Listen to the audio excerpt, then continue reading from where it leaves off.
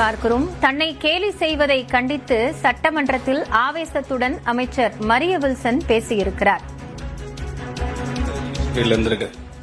Sir, நான் basketball player. ஆக்சுவலா ஒரு அஃபென்ஸ் ஆடுவேன், டிஃபென்ஸ் ஆடுவேன்.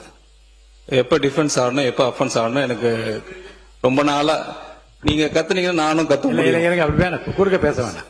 நான் உங்களை பார்த்தா பேசிட்டு இருக்கேன். ஒரு 30 to 25 இயர்ஸ் எஜுகேஷன் ஃபீல்ட்ல இருந்திருக்கு. என்னோட கம்யூனிகேஷன் எல்லாம் இங்கிலீஷ்ல தான் இருந்திருக்கு. இப்போ இந்த மாமன்றத்தில் அவர் சொன்ன மாதிரி கொஞ்ச நாளாகவே உருவ கேலி பண்றது, பொதுவா சொல்றேன், ஜாதி ரிலேட்டடா பண்றது, பெண்கள் ரிலேட்டடா பண்றது, இப்ப மொழி ரிலேட்டடா வந்துட்டாங்க. செயல் செயல் மட்டும் சொல்லிட்டு இருக்காரு. எங்க தலைவர் இருக்காங்க. எனக்கு ஒரு மொழி என்னோட கிறிஸ்டியானிட்டி கத்துக் கொடுத்திருக்கு. அன்பு மொழி, அமைதி மொழி, இரக்கத்தின் மொழி. இது பாதி பேருக்கு எவ்வளவு தமிழ் படிச்சாலும் தெரியாது. நான் பைபிள படிச்சிருக்கேன். Born Christian. உங்களுக்கு அந்த மொழி தான் வேணும்னா நீங்க லோக்சபால உங்களோட மதுரை எம்பியா இருந்தாரு, மினிஸ்டரா இருந்திருக்கிறவர். இது வரைக்கும் 5 வருஷமா மினிஸ்டரா இருந்து 5 வருஷமா அங்க டேர்ம்ல இருந்திருக்காங்க. ஒரு நாளும் அந்த பார்லிமெண்ட்ல பேசுனதே கிடையாது. ஒரு தடவை கூட பேசுனது கிடையாது. அவர் அவரோட தலைவராக மகனா இருந்தார். ஒரு தடவை கூட பேசுனது கிடையாது.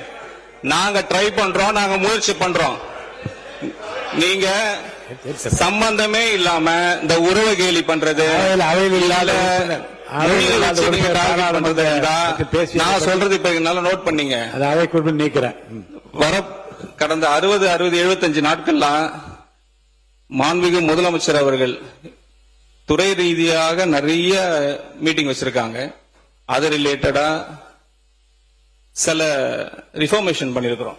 நிறைய ரிஃபார்மேஷன் பண்ணிருக்கிறோம். இப்போ கிட்டத்தட்ட பாத்தீங்கன்னா ஒரு 70 நாட்கள் முன்னாடி நடந்துச்சு இருந்ததும் இப்ப இருக்கிற நிலைமை என்ட்ரி டிஃபரண்ட். கிட்டத்தட்ட 15,000 கோடி ரூபாய் ட்ரெஷரிக்கு வந்திருக்கு. 15,000 crores 65 டேஸ்ல மட்டும்.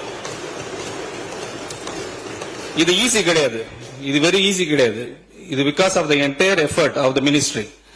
அதை விட்டுட்டு அதெல்லாம் பார்க்காம நான் உங்களுக்கு அட்வைஸ் கொடுக்குறேன், நீங்க தமிழ்ல இப்படி பேசி எனக்கு யூனிக் இப்படிதான் பேச முடியும். அக்செப்ட் பண்ணுங்க. நான் உங்களுக்கு சேஞ்ச் பண்ண முடியாது. நான் இப்படிதான் பேசுவேன். மக்கள் புரிந்து கொள்ளுகிற வகையில் நீங்கள் நன்றாக தான் பேசினீர்கள். அதோட பிரச்சனை முடித்து அதான் சொல்றேன். மாண்புமிகு பேரவைத் தலைவர் லைட்டர் வெயின்ல எடுத்துக்கோங்க. இல்ல பெரிய பிரச்சனை பண்ணக்கூடாது. ஏன் செயல் இதுதான். அவருக்கோசம் நான் மாத்திக்க முடியாது. எல்லாருக்கும் நான் மாத்திக்க முடியாது. இல்ல மாண்பு உறுப்பினர் உட்காருங்க. மாண்பு அமைச்சர் கேலி பண்றீங்களா? மாண்பு நிதியமைச்சர் கொஞ்சம் கோவப்படாதீங்க. மாண்பு நிதியமைச்சர் நான் சொல்றேன். மாண்பு நிதியமைச்சர் இல்ல மாண்பு நிதியமைச்சர் நீங்க வந்து இல்ல இத மாண்பு அமைச்சர் உட்காருங்க. மாண்பு உறுப்பினர் உட்காருங்க.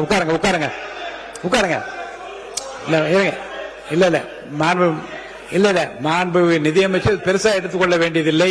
ஒரு லைட்டர் வெயில எடுத்துக்கோங்க. ஒரு சாதாரணமான ஒரு இதா எடுத்துட்டு கொஞ்சம் இயல்பா கொண்டு போயிடலாம். ஒன்னும் பிரச்சனை இல்லாத. மாண்புமிகு பேரவைத் தலைவர்களே, நிதியமைச்சர் ரொம்ப சீரியஸா ஆகாது. இவர் வழக்கத்தில் நீங்க பேசுற வழக்கத்தில் நீங்க பேசுறீங்க, அது ஒன்றும் தவறு இல்லை. அவர் புதிய சட்டமன்ற உறுப்பினர். நாங்க யாராவது சொல்லியிருந்தாலும் நீங்க யாரும் வருத்தப்படலாம். ஒரு புதியதா இப்பதான் அந்த கன்னி பேச்சு பேசுறாரு. புதிய சட்டமன்ற உறுப்பினர் வந்திருக்கிறார். அவரு திருநெல்வேலி பகுதியை சார்ந்தவர். அவரு திருநெல்வேலி மொழிக்கும் வடசென்னை மொழிக்கும் தென்சென்னை மொழிக்குமே வித்தியாசம் இருக்குது. தென்னார்காடு மாவட்டத்தில் எல்லாம் பாத்தீங்கன்னா 82, 83 தான் சொல்லுவாங்க. 82, 83 சொல்ல மாட்டாங்க. பழக்கம் வீடுன்னு சொல்லுவோம் பல பேர். தென்னார்காடு மாவட்டத்தில் ஊடுன்னு சொல்லுவாங்க. வீட்டுக்கு போறேன்னு வீட்டுக்கு போறேன்னு சொல்றாங்க.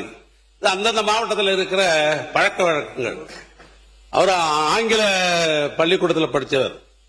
ஏன்னா அவர் மாப்பிள்ளையா இருக்கும்போது எனக்கு அவருக்கு தெரியும். ஏன்னா என்னுடைய அண்ணனுடைய மாப்பிள்ளானால அவர் கல்யாணம் பண்ற காலத்திலே தெரியும். அப்படிதான் பேசுவார் அவர், எனக்கே தெரியும்.